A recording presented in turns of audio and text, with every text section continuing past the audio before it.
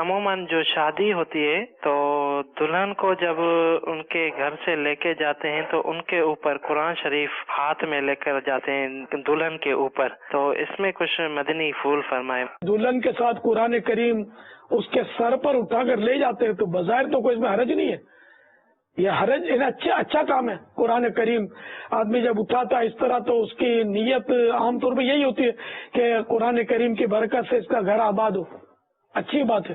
دلہن کے پاؤں دھو کر اس کے گھر کے چاروں کونوں میں، جس گھر میں جائے گی گھر کے چاروں کونوں میں وہ پانی چھڑک دیا جائے جب دلہن گھر میں آئے تو اس میں بابا کیا برکت ہے مراد لی جائے گی یا کوئی اچھا شگن اس میں کیا نکالا جائے گا؟ فتح اور رضویہ شریف میں مستحب لکھا ہے اس فعل کو، اور اس کی کوئی حکمت نہیں لکھی۔ اچھا، جو میں نے پڑھا وہاں حکمت نہیں تھی۔ کرنا چاہیے لیکن کوئی کرتا ہو ایسا سنا نہیں ہے۔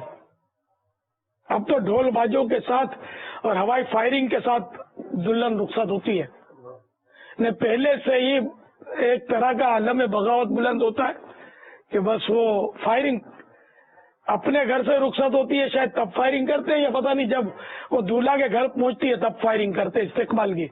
ہمارا یہ کام ظاہر کے جس انداز میں ہمارے یہاں کیا جا رہا ہے یہ تو خوف و ہراس پھیلتا ہے اس سے۔ مجھے اپنا واقعہ یاد آیا کہ اپنے ایک قریب ترین عزیز نے فون کیا کہ ہمارے گھر کے پاس وہ شدید فائرنگ ہو رہی اور وہ رونا دھونا مچا ہوا تھا گھر میں، اور نیندوں سے اٹھ کر وہ ایک کمرے میں بند ہو گئے تھے، اور پھر بعد میں پتا چلا کہ وہ کسی کی بارات کی فائرنگ تھی۔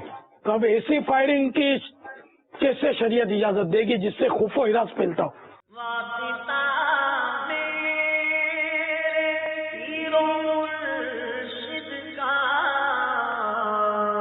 مجھ کو تو متقی بنا